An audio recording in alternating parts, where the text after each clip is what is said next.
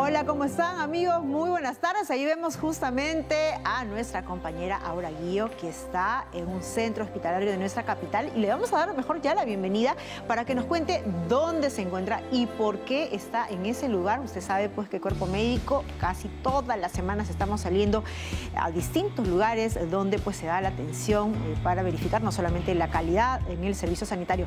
Aura, ¿cómo estás? Buenas tardes, bienvenida, cuéntame. Ahí está, ahora me va a dar justamente el enlace más adelante, pero ahora nosotros vamos a contarles de qué vamos a desarrollar pues justamente la edición el día de hoy. Hoy vamos a hablar, como siempre, de las úlceras en la boca, un tema muy frecuente que incluso usted ha estado pidiendo que nosotros pues desarrollemos. También más adelante Sara Busaba, nuestra nutricionista, nos va a hablar y nos va a precisar qué relación pues tienen las vitaminas, los minerales con este tipo de padecimiento. Así que así arrancamos hoy martes 24 de agosto, Cuerpo Médico el día de hoy.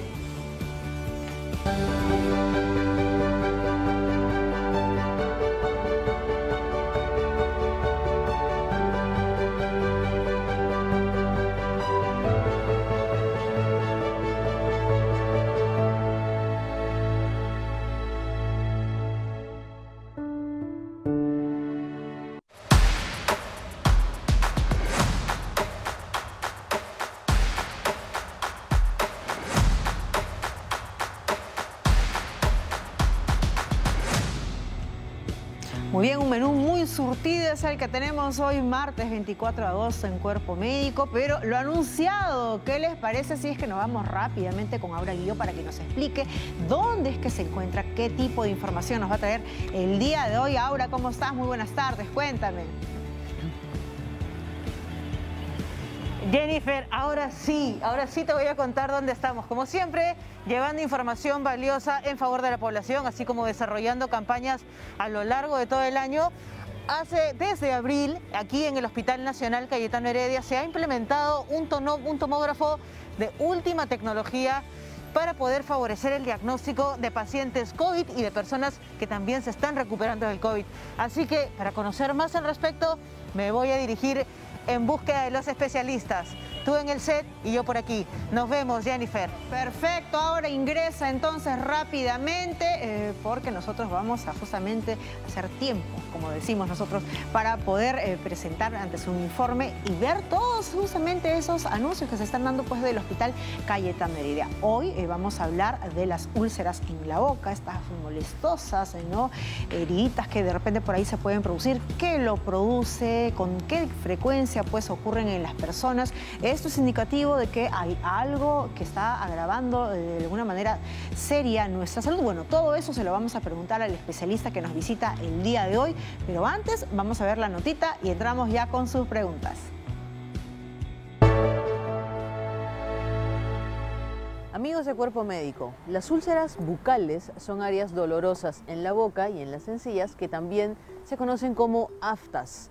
Aunque en su mayoría son inofensivas, las úlceras bucales pueden ser extremadamente incómodas y hacer que comer, beber y lavarse los dientes se dificulte bastante.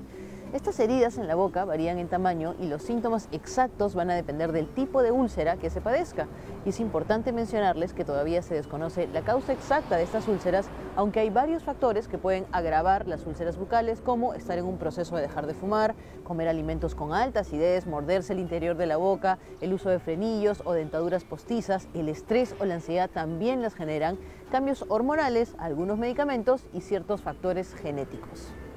Ahora, es importante tener en cuenta que un médico dentista debe examinar cualquier úlcera nueva, especialmente aquellas que duren más de 3 semanas, porque en la mayoría de personas estas desaparecen a las 2 semanas.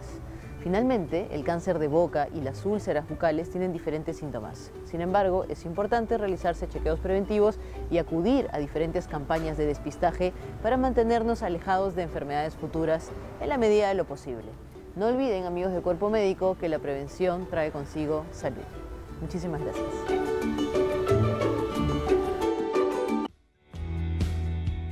Y precisamente para hablar pues el día de hoy de todas estas afectaciones que podría haber dentro de nuestra boca. Estamos acompañados ya de nuestro especialista. Estamos con el doctor Hiroshi Concha.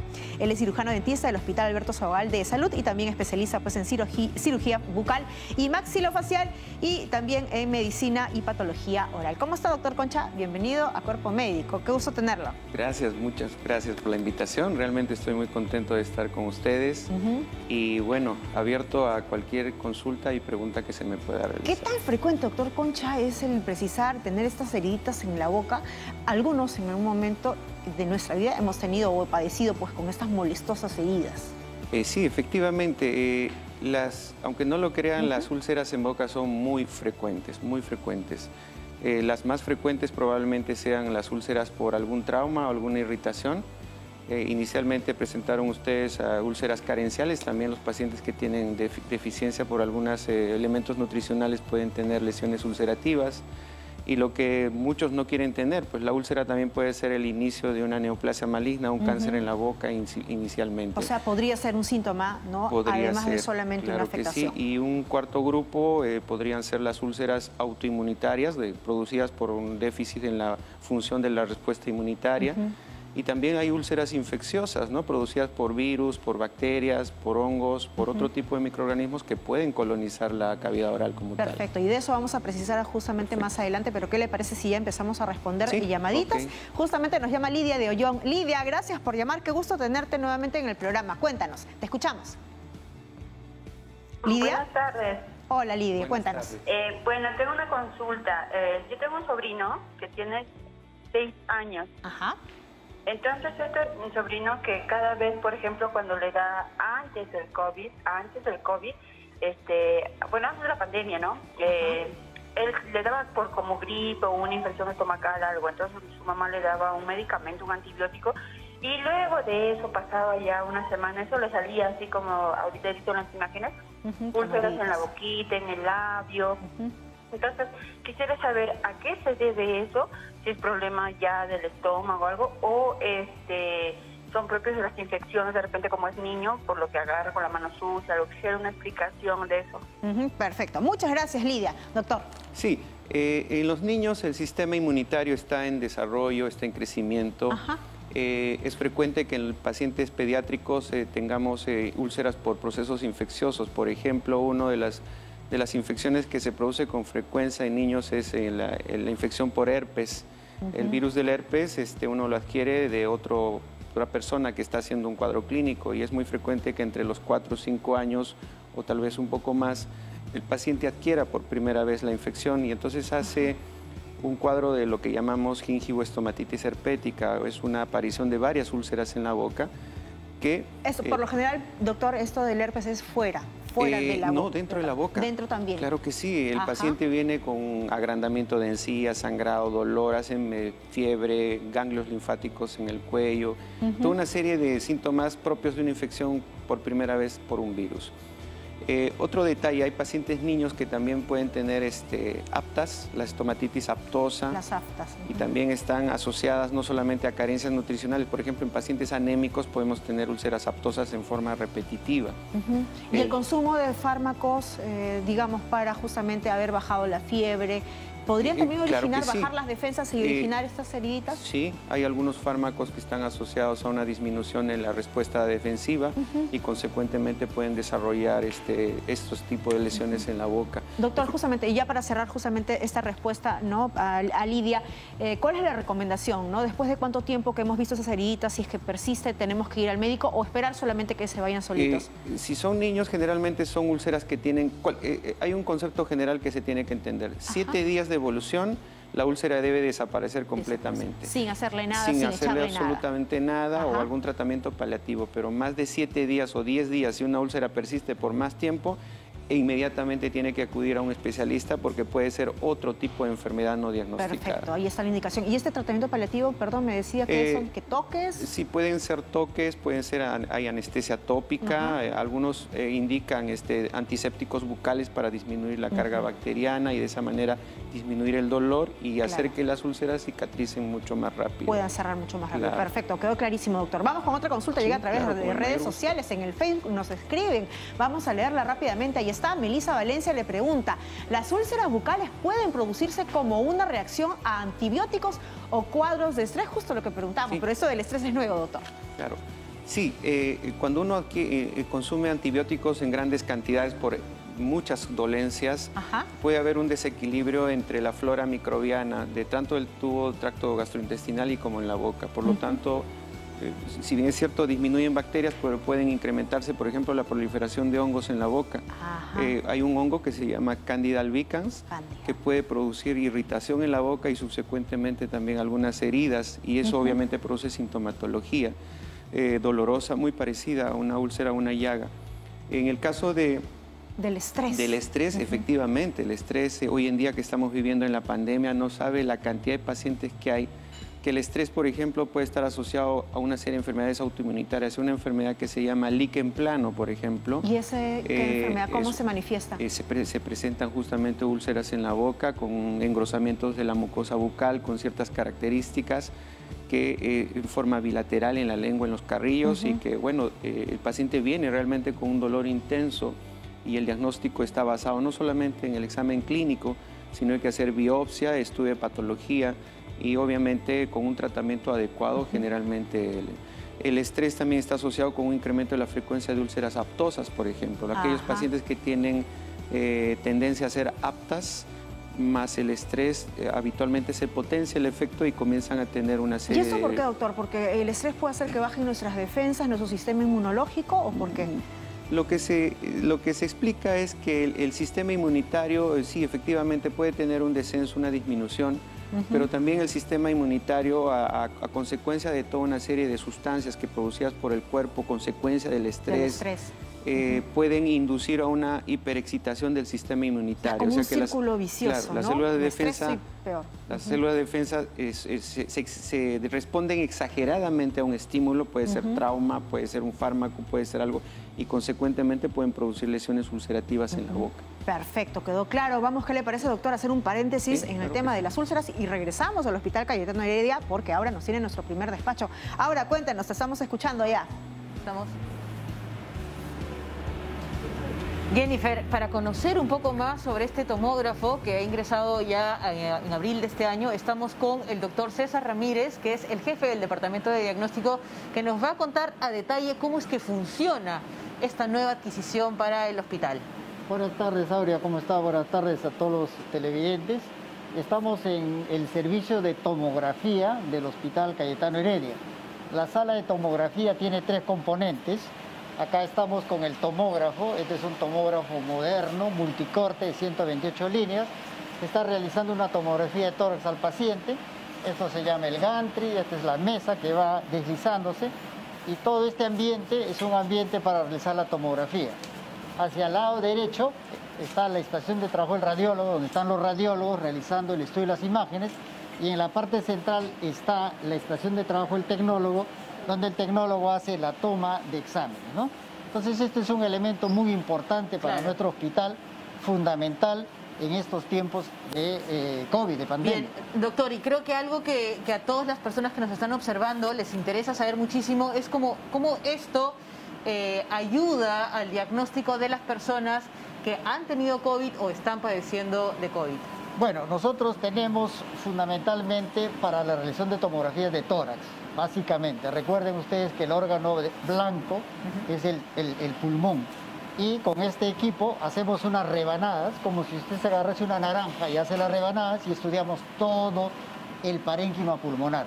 Pero además de eso, podemos estudiar el cerebro, podemos estudiar el abdomen, podemos estudiar el sistema vascular, podemos estudiar las articulaciones. En realidad es un tomógrafo moderno de 128 líneas de alta gama que nuestro hospital ha adquirido ya en el mes de mayo y estamos desarrollando. Y hablando de los hospitales, ¿alguna otra institución a nivel salud cuenta con esta última tecnología? Creo que eso es importante saberlo. Tenemos entendido que los de Mayo el Loaiza y el Santa Rosa tienen esta moderna tecnología, ¿no? Perfecto, doctor, muchísimas gracias. Y lo importante es que el Perú tiene a nivel salud esta tecnología y siempre en servicio a la población. Jennifer, vamos a regresar contigo al estudio para luego poder proceder a seguir conociendo un poco más sobre esta área y sobre estas nuevas adquisiciones últimas en tecnología. Claro que sí, Aura, y eso es buenísimo porque eso involucra que el servicio de calidad para la atención pues, de los pacientes se eleva cada vez más en este Hospital Nacional Cayetano Heredia. Regresamos contigo más adelante y seguimos acá con el doctor Concha. Estamos hablando de las úlceras en la boca y tenemos ya otra consulta desde Jesús María. Rosario, gracias por llamar y gracias por esperarnos. ¿Cuál es tu preguntita para el doctor que te está escuchando? Buenas tardes, gracias por la respuesta. Mi pregunta es el siguiente, bueno, mi hijo tiene 28 años, él constantemente cuando estaba en la universidad le salía a las úlceras, ya eran constantes, le salían 3, 4, 5, a veces 6, estaba bastante incómodo, se le echaba limón, no sabía qué agregarse y ha sido constante en el sentido de año tras año, más o menos han sido como 8 años consecutivos que ha tenido esto, entonces no sé cuál sería la solución a poder... ¿Tiene 28 años, ya no tiene más este padecimiento o sigue todavía con las úlceras? Porque ahora no le sale muy seguido, pero de todas maneras ha vuelto a tener las úlceras hace más o menos 2, 3 meses. Y nos dice que fue básicamente toda la época universitaria. Exámenes, no tiene ninguna enfermedad de fondo, no tiene ninguna enfermedad. No. Y ahora en pandemia como que volvió a salir. Recurrió. Muy bien. Vamos a ver qué orientación te da el doctor Concha. Claro. Perfecto, muy bien. Muchas gracias, Rosario. Doctor. Gracias por la pregunta. Sí, mire, por lo que nos está comentando la paciente en consulta, aparentemente podría corresponder a una estomatitis aftosa recurrente. Ese es el término clínico con el que se conoce esta enfermedad. Sin embargo, este cuadro clínico puede estar relacionado a otras enfermedades de fondo. Es importante que busque la ayuda profesional de un especialista, porque reitero, una cosa es decir, el término de úlceras involucra muchas cosas, muchas. Exacto. Y cada úlcera tiene una característica clínica que tiene que ser evaluada por el especialista, y en base a eso uno pide algunos exámenes que van desde exámenes de sangre hematológicos, podemos pedir estudios como endoscopía, por ejemplo, para ver tubo digestivo y ver algunas otras lesiones ocultas a veces a tubo digestivo. Doctor, pero digamos, ¿no podemos normalizar que vaya apareciendo úlceras de vez en vez, por ejemplo, al año? ¿Cuándo ya es una alerta de decir, ojo, algo acá está pasando, que de repente esto es el síntoma de algo mayor en el cuerpo? Claro, es normal que un paciente que tenga tendencia a las aptas haga úlceras una vez o 2 veces al mes. Estamos hablando de 2 o 3 úlceras. Perfecto. Pero si eso es normal para un paciente, pero si en algún paciente que no tuvo nunca úlceras aptosas comienzan a aparecer, eso es un signo de alarma y eso significa que hay una enfermedad de fondo no diagnosticada. En ese paciente que nunca tuvo, es importante la evaluación oportuna con exámenes de laboratorio. En el primer caso, sí pueden hacer otras enfermedades, pues también necesitan exámenes y obviamente cada cuadro clínico tiene un tratamiento dependiendo de la condición. O sea, hay una serie de tratamientos que están orientados a que si ese paciente tuvo 2 episodios al año, con el tratamiento se reduce a 1 o a veces ningún episodio. Entonces, la idea es mejorar la calidad de vida de ese paciente, pero todo basado en diagnóstico clínico y exámenes auxiliares complementarios que me digan, ¿realmente es esta enfermedad o corresponde a otra enfermedad de fondo que puede estar debutando en la boca? Recuerden que esto es importante, la boca es el espejo de muchas enfermedades sistémicas. Hay muchos órganos. Enfermedades en cuerpo que inicialmente se pueden manifestar en la boca. Por lo tanto, el trabajo del cirujano dentista, el especialista en la boca, es importante para el diagnóstico prematuro temprano de estas enfermedades. Y por eso es importante que el diagnóstico, ojo, lo dé el especialista, no vaya usted a buscar un diagnóstico, ni menos un tratamiento a internet, ni en ningún otro lado. Muy bien, vamos con otra consulta, doctor, ¿qué le parece? Nos vamos hasta Pacasmayo. José, gracias por llamar, ¿cuál es tu preguntita? Muy buenas tardes, doctora, ya usted lo ha dicho, estamos llamando de acá de Pacasmayo.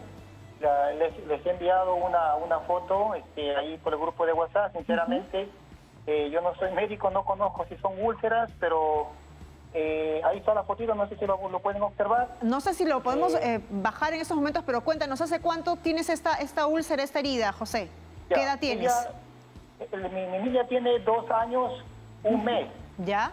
Ya, entonces nosotros, así como bueno, le cuento que todavía mi esposa le da que lactar, entonces se dio cuenta que su labio, tanto en la parte inferior como, o sea, de arriba y abajo, estaba así como peladito.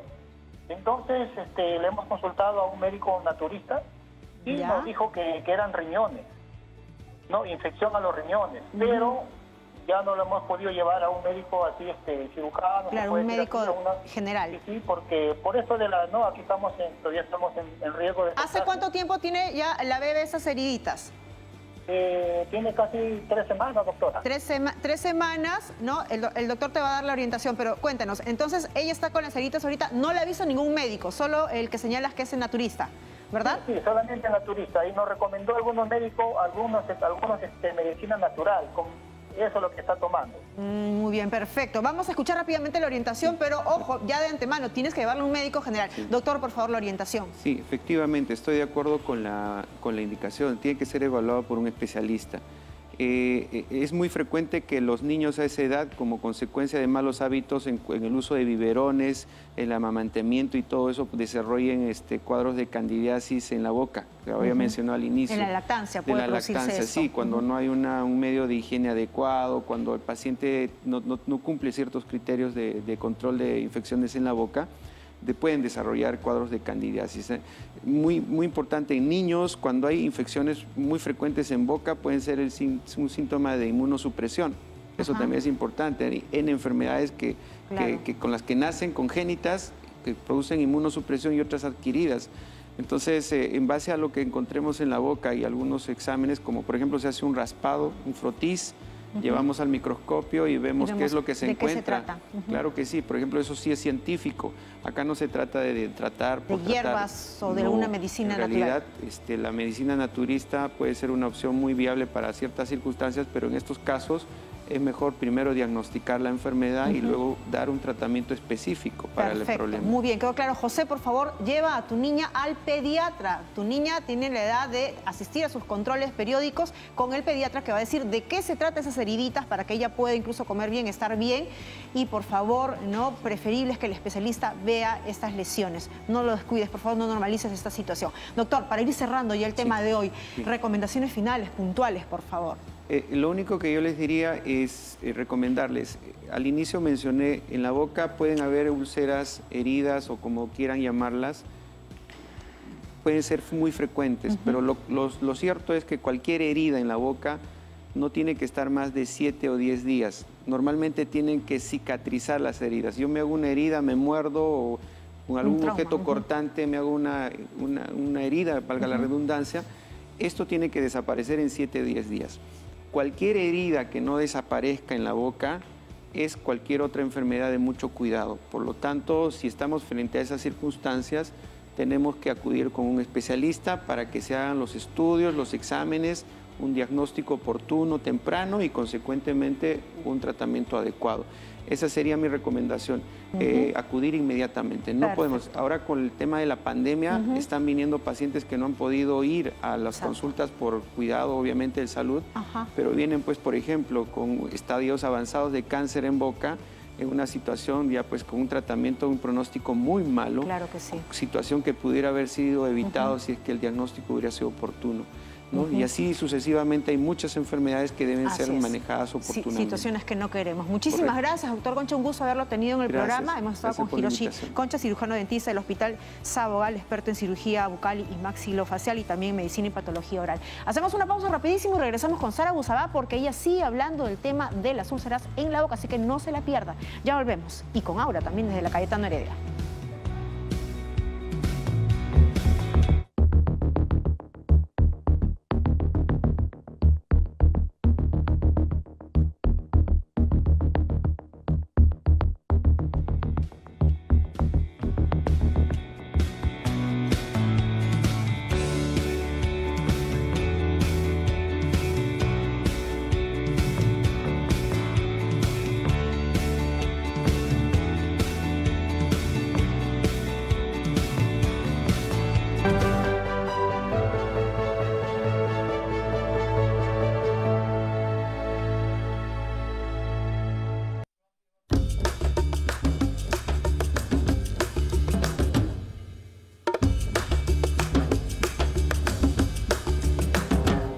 amigos, ya estamos de regreso y como bien hemos aprendido el día de hoy, las lesiones dentro de la boca pueden tener diferentes causas y una de ellas tiene relación con la deficiencia de vitaminas y minerales. No todas, algunas. Por eso el día de hoy quiero recordarles cuáles son esas vitaminas y minerales más asociados. De hecho, siempre hemos hablado del hierro y esto no solamente tiene que ver con la causa de anemia y tantos problemas a la salud que vienen, sino que también podría generar estas lesiones en la boca.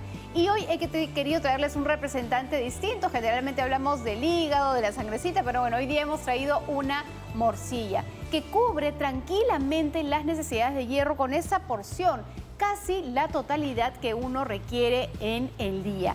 Pero no solamente eso, también tenemos otros compuestos que tienen que ver ya con el complejo B. El complejo B no es una vitamina, es un grupo de vitaminas y algunas de estas asociadas también a hacer lesiones cuando hay deficiencia. Una de ellas es la B2 o la riboflavina. ¿Qué alimento le voy a recomendar para que tengan este nutriente? Pues el hígado, 100 gramitos de hígado, o si no, pueden preparar una rica chanfainita con su bofe y ahí tienen esa riboflavina que necesitan para su día. Pero también tenemos otra vitamina del grupo B que es el ácido fólico y ustedes lo pueden justamente completar teniendo unos 200 gramos de espinaca, que pueden hacer, por ejemplo, espinaca cocida para un saltadito o para un guiso de espinaca tranquilamente. Otra vitamina del complejo B, estamos hablando de la niacina, que tiene que ver también justamente con la aparición de lesiones cuando estén deficiencias. ¿Qué alimento les recomiendo? El maní. Procuren que no tenga sal añadida. Un maní tostado o al natural va muy bien, incluso pueden molerlo y hacerlo su mantequilla. Y por supuesto la clásica vitamina C, y que no solamente está en los cítricos, sino que también podemos recomendar el pimiento fresco. 100 gramitos, esta cantidad de pimiento tiene 100 miligramos de vitamina C, que es una cantidad importante.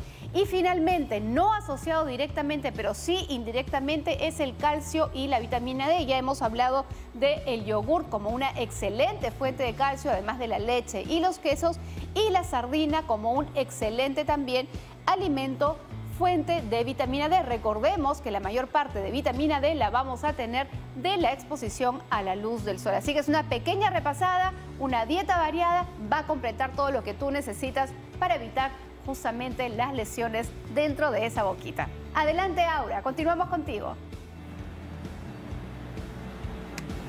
Hola, Aura. Sarita, importantísimo escucharte hablar sobre la buena alimentación y para complementar, seguimos en el Hospital Nacional Cayetano Heredia con el director del hospital, Juan Carlos Quispe Cuba, que nos va a contar un poco qué otras especialidades se ven favorecidas con esta tecnología. Doctor. Buenas tardes, Aura, y toda la audiencia del programa Cuerpo Médico.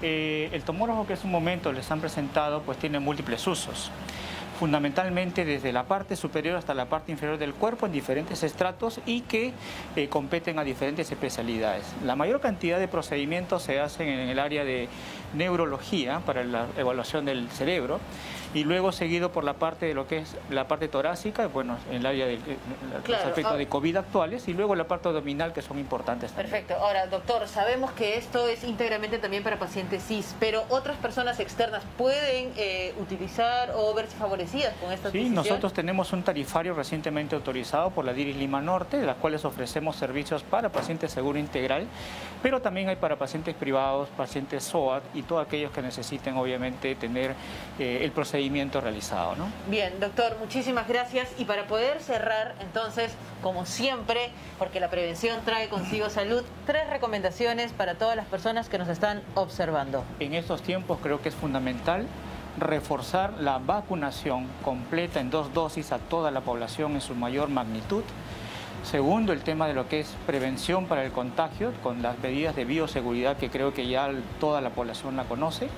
Y la tercera es evitar reuniones sociales innecesarias, porque estamos en el inicio de una tercera ola y por favor, como trabajador del hospital y director del mismo, les rogamos por favor que se cuiden en la medida de lo posible. Bien, doctor, muchísimas gracias. Amigos de Cuerpo Médico, la prevención trae consigo salud, así que Jennifer, regresamos contigo al estudio. Solo tenemos tiempo para decir adiós, muchas gracias por su preferencia, muy importante lo que ha dicho el doctor. Ojo, estamos todavía en pandemia, los esperamos como siempre a las 5 y mañana a la 1 en punto el especialista responde sus preguntas sobre cáncer de páncreas. Nos vemos a las 5. Cuídese, chao.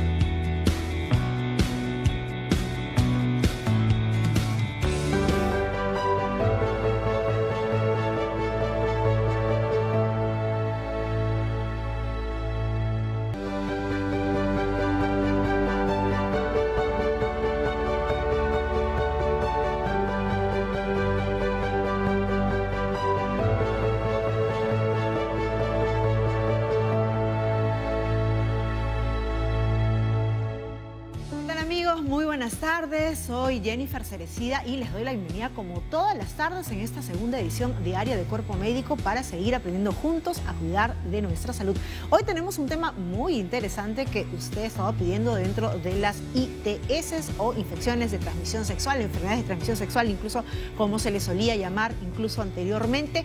Hoy vamos a hablar de la gonorrea y por eso tenemos una especialista muy importante que hemos traído en estudios para que nos oriente, incluso haga docencia con nosotros sobre ese tema. Así que así empezamos rápidamente un momento con el especialista.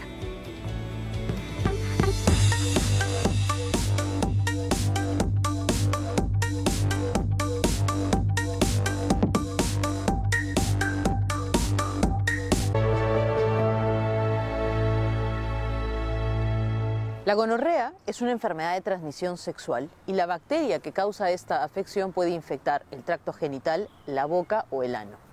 También puede contraerse a través del sexo vaginal, oral o anal con una pareja infectada. Ahora, como un dato importante, una mujer embarazada puede transmitírsela a su bebé durante el trabajo de parto. Y hay que tener en cuenta que algunas veces la gonorrea no provoca síntomas evidentes. Sin embargo, en los hombres la gonorrea puede causar dolor al orinar y secreción proveniente del pene. De no tratarse puede causar problemas en la próstata y en los testículos. En el caso de las mujeres, los primeros síntomas de gonorrea generalmente son leves y a medida que va pasando el tiempo puede provocar hemorragias entre los periodos menstruales, dolor al orinar y aumento de las secreciones vaginales. Y de no tratarse puede provocar la enfermedad inflamatoria pélvica que causa problemas en el embarazo y genera infertilidad. Normalmente el diagnóstico se da mediante exámenes de laboratorio y el tratamiento consiste en la toma de antibióticos, pero hay que tener en cuenta que según las investigaciones el tratamiento se está volviendo cada vez más difícil a raíz del aumento de las cepas resistentes a los medicamentos. Por esta razón es necesario el uso correcto de preservativos tanto en los hombres como en las mujeres. Sin embargo, si una persona ya está infectada, el uso de estos no elimina totalmente el riesgo de contraer y contagiarse de gonorrea.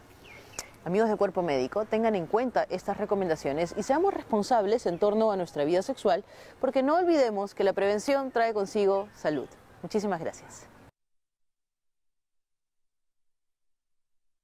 Ahí está, pues responsabilidad sobre todo y temas de prevención. Vamos a presentar al especialista que el día de hoy va a absolver nuestras consultas y también seguramente las de ustedes. Estamos acompañadas de la doctora Patricia Nolasco y es médico ginecóloga de CISOL, Salud de la Municipalidad Metropolitana de Lima. Y también estamos acompañadas como todas las tardes de Sara Busabá, nuestra nutricionista, que incluso también más adelante va a responder consultas porque hoy tiene consultorio abierto, ¿verdad, Sarita? Efectivamente, Jenny, así que vayan preparando sus consultas que estoy ahí totalmente lista para resolverlas, las que se pueden haber quedado a lo largo de la semana. Y doctora, Claro de que hecho, sí. el tema que nos trae el informe es súper interesante y una de las cosas que me llama la atención y que seguramente va a servir para muchísimas enfermedades de transmisión sexual es algo que nos dijo Aura, el uso correcto del preservativo como primera medida de prevención. ¿Qué significa el uso correcto? Así es. Bienvenida. Buenas tardes, muchas gracias de poder estar el día de hoy con ustedes. Pues la mejor manera de prevenir la transmisión de esta enfermedad que se asocia a una alta mortalidad es teniendo en cuenta los factores de riesgo, ¿no? Y uno de los factores de riesgo justamente es tener relaciones sexuales sin ningún método anticonceptivo. Si bien el preservativo protege y disminuye la carga de este tipo de enfermedades de transmisión sexual, la mejor manera siempre va a ser pues evitar tener contacto sexual también con múltiples parejas sexuales, ¿sí? Practicar la monogamia, practicar no tener muchas parejas sexuales y obviamente informarse del tema, dado que cuando hay un bajo nivel cultural, un bajo nivel socioeconómico, no hay mucha difusión de la enfermedad y pues estas personas están más propensas a infectarse. También el abuso de drogas, el consumo de drogas. Hay algunas personas que consumen drogas, no miden una vía de excesos y pues están muy expuestas a infecciones recurrentes. Ahora, doctora Nolasco, ¿y cuánto conocimiento hay de esta enfermedad de transmisión sexual entre la población y la prevalencia de lo que hay? Porque si bien es cierto, siempre nos repiten, ¿no?, de que el sexo seguro va a ser incluso la mejor salida, la mejor prevención ante tantas enfermedades, incluso ante el VIH. Pero muchas veces, ¿no?, la persona no toma en cuenta que cuando decide tener intimidad con una persona, no solamente tiene intimidad con esa persona, sino con el pasado, ¿no?, sexual que tiene esta persona. Así es. Incluso cuando nosotros sospechamos de una paciente o un paciente que está con esta enfermedad de transmisión sexual, nosotros debemos brindar tratamiento a la pareja y a las parejas sexuales durante los 60 días anteriores al contagio o al contacto de la persona infectada, ¿sí? Entonces, justamente en Estados Unidos realizan un buen sistema de vigilancia para poder notificar a todas estas parejas sexuales y poderles brindar el tratamiento de manera preventiva y oportuna para que no siga esta enfermedad propagándose. Así que es muy importante, pues, notificar, comentar a las parejas sexuales si es que presentan algún tipo de molestia o sintomatología. 60 días incluso previas. 2 meses antes. Muy importante tener eso en cuenta. ¿Iba a decir algo más, doctora? Sí, he tenido algunos pacientes en que no han tenido contacto sexual inclusive en los últimos 2 meses y cuando les hemos tomado los exámenes auxiliares nos hemos dado cuenta de que tienen gonorrea. Entonces se debe notificar si no han transcurrido los 60 días y no han tenido contacto sexual a la última pareja sexual. Ahora, pero este periodo de 2 meses de no darse cuenta que uno tiene este proceso infeccioso, me imagino que en parte se debe a los pocos síntomas. ¿Cómo se da cuenta uno que puede estar infectado? Por supuesto, en realidad hay una alta prevalencia de personas que tienen esta enfermedad y no la saben, porque es asintomática o tienen pocos síntomas. Incluso la localización en la que menos síntomas da es a nivel de la faringe, porque como bien lo han mencionado, es una enfermedad genital, pero también tiene otras localizaciones. Entonces, estas personas, estas mujeres, estos varones no saben que tienen la enfermedad de transmisión sexual, pero los síntomas son leves. A nivel faringeo, por ejemplo, un leve dolor de garganta, un exudado, un malestar de garganta que no suele pasar con el tratamiento, con el paso de los meses. Lo ideal es que si tú mantienes una conducta sexual de riesgo, de manera preventiva, anualmente acudas a realizarte tu chequeo para poder identificar algún tipo de infección de transmisión sexual. Anualmente, es decir, conducta de riesgo, tener más de una pareja sexual. No usar preservativo, uso de drogas, ¿sí? Mujeres que se dedican a algún tipo de trabajo pues no sexual. Ahí cabe la pregunta si quien es bisexual o es homosexual tiene también riesgo de gonorrea o esto solamente es entre parejas de diferentes sexos. Definitivamente, tienen mucho más riesgo aquellas parejas que son bisexuales o que mantienen sexo hombres con hombres y en ellos la mayor prevalencia es de infección gonocócica a nivel faringea y a nivel del ano. Al margen de que sean monogámicos. Exacto. Exacto. Porque, bueno, la conducta sexual influye mucho, pero mantienen, pues, lo que es el sexo anal, en este caso, y se asocia mucho a una infección gonocócica en el recto que puede desencadenar en una proctitis. ¿Y sexo oral, doctora? Igualmente, faringeo, exacto. Hay una gonocosia a nivel de la faringe, entonces Esta es una enfermedad que se puede diseminar por diferentes órganos. Solo vaginal. Exacto, da mucha sintomatología y siempre hay que prevenir. Hay una consulta, ¿no, Sarita? Vamos a Así leérsela rápidamente a través de redes sociales. Ahí está Gabriel Alcoba, le pregunta, doctora, ¿es normal que después de haber terminado el tratamiento me siga la inflamación y el dolor? ¿Tengo que reiniciar el tratamiento? ¿Esto cómo se da a propósito del tratamiento, Es doctora? una excelente pregunta y aprovecho la oportunidad para comentar que es un problema de salud pública a nivel mundial porque cada vez hay más casos de infección por gonorrea y que muchas veces no se diagnostican a tiempo, y una infección de gonococia no identificada a tiempo no se trata adecuadamente, no reciben el tratamiento oportuno y por consiguiente esta infección desencadena una resistencia. Antibióticos. Cada vez hay más cepas de gonorrea que generan resistencia a diversos antimicrobianos. Se está cambiando los protocolos actualmente, ya se han hecho varios cambios y esperemos pues que esto no salga de control porque cada vez hay menos variedad de terapia para poder utilizar en estos pacientes. Entonces, lo ideal es que si una paciente o un paciente ha tenido una gonorrea, pues debe acudir a un control. Lo ideal es hacerse 2 semanas después un control, un examen de laboratorio, y si persisten los síntomas, pues al mes y a los 3 meses volver a realizar un control para poder reforzar el tratamiento. Pero uno sí se cura de Por gonorrea. supuesto, Se cura completamente. Si está bien controlado y toma todas las medidas del caso, se cura. Y sobre todo saber también cómo prevenirla si es que uno ya ha tenido, conoce algún amigo o familiar que haya tenido este problema. Vamos a seguir con las consultas. Esta vez nos llega una desde el Facebook. Vamos a leerla rápidamente. A ver, ¿cuál es la consulta que tenemos? Jimena Estrada dice, ¿a los cuántos días después del contacto con alguien con gonorrea es posible contagiar a otra persona? ¿Se puede contagiar sin presentar síntomas? Así es. Muy buena pregunta, perfecto. Sí, luego de que una persona ha tenido un contacto sexual, en el caso de una mujer, pues se menciona que pueden presentar los síntomas 10 días después del contacto sexual. ¿Bien? Y en el caso del varón, el tiempo se acorta, puede ser de 2 a 5 días después del último contacto sexual. Y sí, hay muchas personas que no tienen síntomas, vuelvo a mencionar, por lo tanto, lo ideal es que si tú inicias una nueva relación sexual con una pareja, tomes todas las precauciones, ¿ok? Se realicen un chequeo de manera preventiva y pues en todo caso si tienen alguna molestia pueden recibir un tratamiento oportuno de manera preventiva por anticipado para evitar un contagio entre ambos. Doctora, ¿y qué pasa con la gonorrea que no ha sido diagnosticada prontamente y que de repente por ahí pasa mucho tiempo? ¿Se agrava y en qué se convierte? ¿En qué enfermedad se convierte? Exacto, muy bien, Jennifer. Pues sí, como he mencionado y han mencionado en el reporte en un inicio, la gonorrea ataca a diversos órganos y tejidos. Como especialista en reproducción humana asistida, es muy importante mencionar a mis pacientes que la gonorrea desencadena secuelas graves como es la infertilidad. ¿Por qué motivo? Porque esta bacteria gram negativa me ataca los órganos reproductores femeninos, principalmente la trompa uterina. Y hay que mencionarles que es en la trompa uterina donde se produce la fecundación. Mes a mes un ovario emite un óvulo, se dirige hacia la trompa. Pero si esta trompa uterina está inflamada, edematosa, llena de un líquido que es tóxico, pues no va a haber el encuentro del espermatozoide con el óvulo, por lo tanto no se produce la fecundación. Entonces produce infertilidad.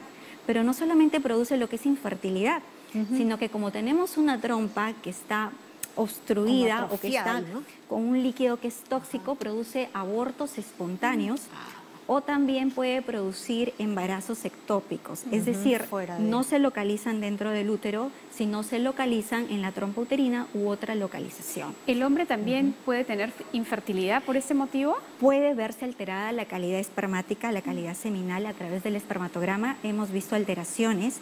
En ellos produce sobre todo lo que es una uretritis asociada a dolor, ardor al orinar o a una secreción mucopurulenta en algunas ocasiones. Y si esta enfermedad avanza, pues produce una alteración del epidídimo, que es una epididimitis, que se asocia a un dolor e inflamación a nivel de los testículos. Y eso es por el área de la fertilidad, pero imaginamos que también pueden verse afectadas otras partes del cuerpo. Doctora, ¿qué le parece si escuchamos primero un audio, que es una consulta que le ha llegado, y luego nos explica también el tema de las otras afecciones que podrían tener la gonorrea en nuestro cuerpo? Vamos a escuchar el audio que le han dejado. Buenas tardes, doctora. Quisiera saber si así como existe vacunas para el VPH, existe para la gonorrea, o cómo me puedo cuidar. Gracias. Bien, perfecto. Actualmente no existe una vacuna para la gonorrea porque son diferentes cepas de la gonorrea y estas van evolucionando, van apareciendo cada vez nuevas cepas, y con estas infecciones que muchas veces son asintomáticas, pues no son tratadas adecuadamente y la cepa de la gonorrea va evolucionando. Actualmente no existe una vacuna, pero sí está en estudios la creación de alguna vacuna para la parte de prevención de la enfermedad.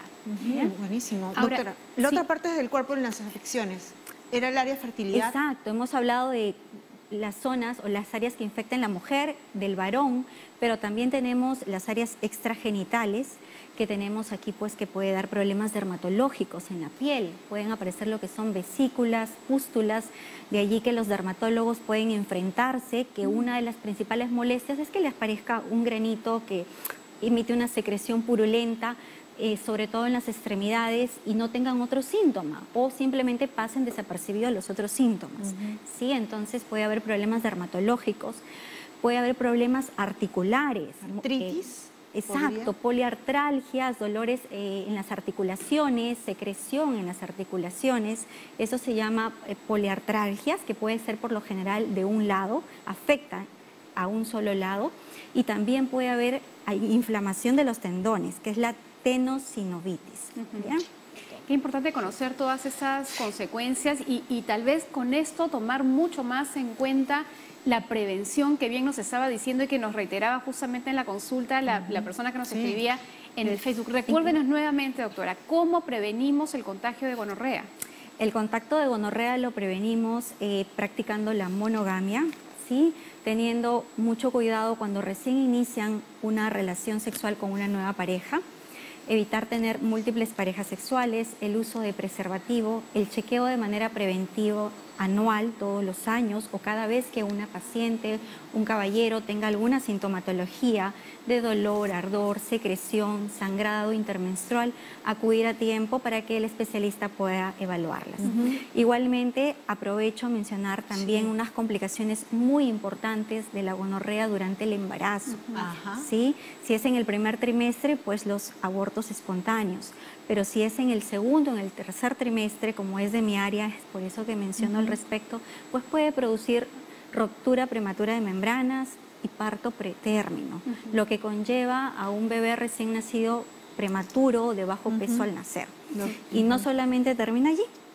Si es que ya tenemos a una gestante que esté infectada por una gonocosia, pues esta puede presentar durante el parto esta infección, muchas veces no se identifica a tiempo y puede contagiar al bebé recién nacido también de gonorrea y producir alteraciones. ¿Y la criatura cómo ¿En qué afecta al bebé? Sí, en el bebé afecta principalmente a nivel de la conjuntiva, produce una conjuntivitis, un daño ocular, exacto, que puede ir desde los epitelios superficiales a los más profundos, dañar la córnea, una ulceración de la córnea, una cicatrización y un deterioro de la visión en estos pequeños. Doctora, ya yendo a colación a las cosas que nos está diciendo, ¿qué recomendaciones finales y puntuales puede darle a todo el televidente? Ya nos ha quedado bien claro que el tema de no tener prácticas sexuales de riesgo, ¿no? Sería pues una consigna y que deberíamos de repetir por el mantra, ¿no? Para evitar siquiera este tema de infecciones sobre todo en gente sexual, joven, Jenny. Sobre todo ello. Así es. Aprovecho la oportunidad para hacer un llamado a los encargados de salud pública para que continúen en la vigilancia de esta enfermedad, en el reporte, sobre todo poner énfasis de los casos que tienen una falla al tratamiento, en la recurrencia de los síntomas en estos pacientes, en estas trabajadoras sexuales, por ejemplo, para evitar la propagación de esta enfermedad, que pongan énfasis en la vigilancia y en el monitoreo y sobre todo que implementen en los hospitales un laboratorio que cuenten con estas pruebas, estos medios de cultivo en óptimas condiciones, con las pruebas moleculares que se necesitan.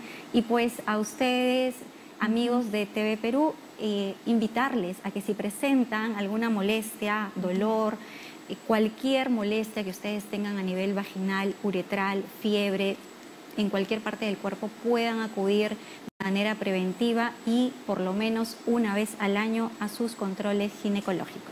Asumir con mucha responsabilidad, ¿no?, su vida sexual. Y si de repente por ahí usted sabe que ha tenido pues alguna actitud de riesgo con su sexualidad, vaya y sométase a un examen, que no está de más, ¿no? Y si por ahí usted tiene pues estas conductas de riesgo, por lo general de manera muy común, sometérselo una vez al año, ¿verdad, doctora? Así es, una vez al año de manera preventiva para realizarse el chequeo completo general. Perfecto. Y aprovechamos también, ¿no?, que está presente la doctora Nolasco para también comentarles de que CISOL está en búsqueda de profesionales de la salud de distintas especialidades, ¿verdad? Así es. Como bien saben, CISOL Salud cuenta con diversos establecimientos a nivel nacional y pues al día de hoy están en búsqueda de especialistas de todas las áreas para que ustedes cordialmente estén invitados y puedan comunicarse con los teléfonos de CISOL Salud. Perfecto, doy el número rapidísimo, 988-589-365, 988-589-365, ahí está apareciendo en la parte inferior de la pantalla. Se busca profesionales de la salud en diversas especialidades para que se sumen al cuerpo médico de CISOL.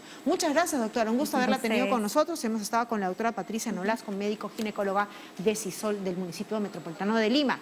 Hacemos una pausa y regresamos con la especialista, pero nuestra especialista en nutrición, que va a responder todas sus preguntas nutricionales, así que no se la pierda, aproveche ya, llame ya. Regresamos.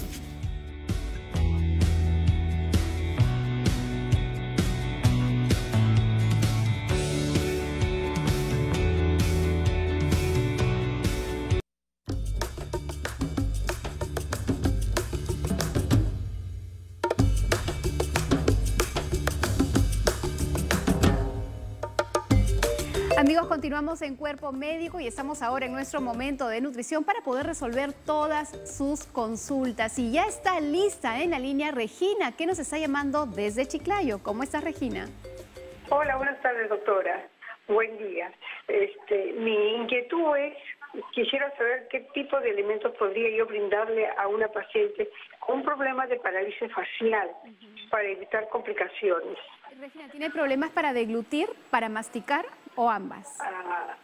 Está hablando normalmente, pero con ciertas dificultades, por cierto, ya, ¿no? Perfecto. Y para deglutir, bueno, digamos, no en un 90% de molestia. Bien. Puede deglutir, pero lo que me preocupa a mí es el tipo de alimento que yo puedo brindarle a ella. Claro. Para ayudarla a recuperar un poco más su estado de salud. Claro que sí, Regina. Mira, no hay alimentos que por sí mismos vayan a curar una parálisis facial, pero siempre tienes que tener en cuenta que en la medida que la dieta sea completa y suficiente, entonces su recuperación va a estar ayudada por este buen estado de nutrición. Ahora, lo que más tienes que tener cuidado es que vayan a haber atoros o que pase ser algo del alimento hacia el pulmón, se pueda aspirar con el alimento, porque justamente la capacidad masticatoria y de deglución está algo afectada por esa misma parálisis. Entonces, hacer las preparaciones que normalmente hacen, pero en consistencia densa, como en puré, por ejemplo, es una buena recomendación. Con las cosas que más se suele atorar una persona o que muchas veces, digamos, pasa a la vía respiratoria, tiene que ver, por ejemplo, con granos similares al arroz, o la quinoa que esté muy graneada, por ejemplo, o incluso el pan, que de pronto con la humedad de la saliva se pueda quedar pegada en alguna parte del paladar y luego eso genera problemas para deglutir. Entonces, ese tipo de cosas son las que más tienes que cuidar y, por supuesto, ver que siempre hayan ensaladas, cocidas, en este caso para facilitar la masticación, y preparaciones como crema de verduras. Y vamos con la siguiente llamada. Estamos con Carmen, que nos está llamando desde Pueblo Libre. ¿Cómo estás, Carmen?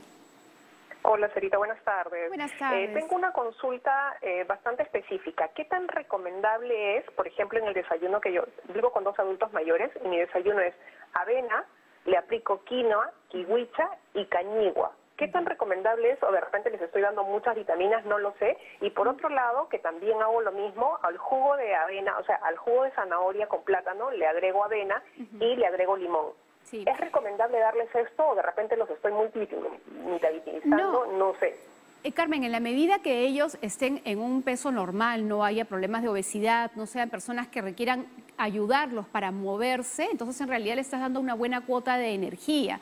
También habría que considerar si son personas que tienen problemas de diabetes, por ejemplo. En ese caso sí, ninguna de las dos opciones sería recomendable, pero si no tienen este tipo de problemas, por el contrario, hay que recordar que muchas veces el adulto mayor no tiene tan buen apetito y más bien hay que ayudarlos con ese tipo de alimentos de esta consistencia para que en un mismo volumen tengan una cantidad de energía importante para ayudarlos a cubrir justamente su requerimiento. Así que en realidad está bien, siempre recuerda variar los alimentos en ellos, que no siempre sea jugo, dales también algo de fruta para que puedan masticar, vegetales en lo posible para que puedas prevenir también el estreñimiento. De otro lado, su dieta sería normal.